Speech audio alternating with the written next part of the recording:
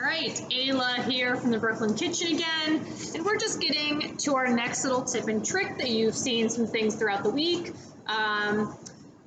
Much of what I'm doing right now is kind of saving things that could be going bad in your fridge. Obviously, our kitchen's closed for a couple weeks, so I'm just kind of finding things that need tending to, which brings me to a great thing that might not necessarily be to preserve something that's going bad, but also just a great thing that you can do.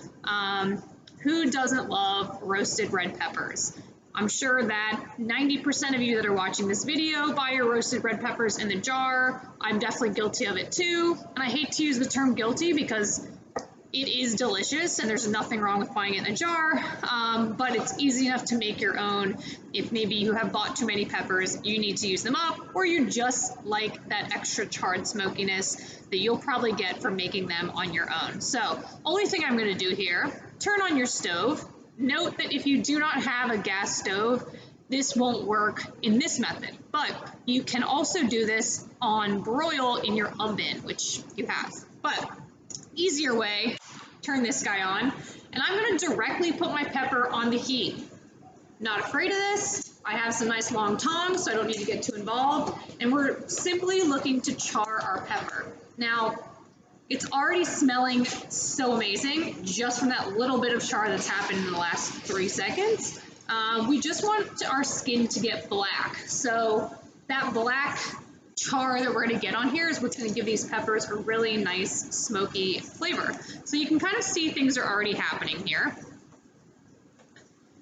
If you have 4 burners and a lot of peppers, you can get them all going. I just have this single burner here, but this is easy. So every now and again, I'm rotating it when I see like it's getting some good color on one side. I'll rotate it. If you're doing this in the oven, turn your oven on broil. Put your peppers on a tray. Put some foil or some paper or something down to kind of catch things, because you'll need it later for when you're cleaning them. But dry, no oil, nothing like that. Just let them get super black on the top, and you might have to go in and give it a rotate as you're going. But that's really simply all that's happening. So just to get this video a little bit quicker here, all that you're looking for is simply this. So this is good. Even though this looks like, oh my God, it's burned, it's too much, this is what you want. When you get your pepper finished, you're going to transfer it. Now, mind you, this pepper is not finished, but we just showed you what we like here. So I'm gonna let this one go.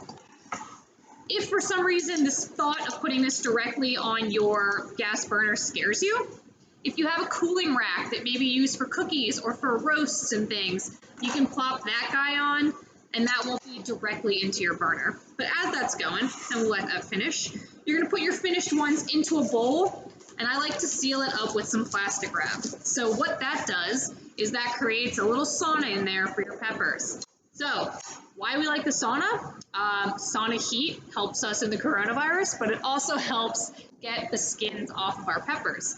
So as it steams, those peppers get moist and the skin wants to just kind of fall off. So what you'll do, I suggest using a towel because towels will just keep things a little bit cleaner. After these have sat for maybe 5-10 minutes, which mine have, you can see all of this will just rub right off. And I would say it depends on you as to how much of this char you want. Now people are like, is this carcinogenic? Is this bad? We're not really gonna be eating it. We're gonna be using the smoke. But if you're eating barbecue and other things, it's the same goal there. So sometimes there is debate on whether you should rinse it at this point. This is totally up to you. If you want a little bit of that char in there, keep it on. So now it's even softer too, where you don't even have to get your knife out really. You can just sort of rip it apart. The only time maybe I rinse it is if I can't get all the seeds out in the middle, but I'm just gonna kind of rip it like this, and then I have it here. And if I wanna get my knife out at this point and forego some of that rusticness, maybe I'll just cut my pieces. Maybe these are the pieces you're looking for, plop it on a nice portobello, or you can always go for those strips that maybe you buy them like, and there you have it. You have roasted red peppers, which are delicious.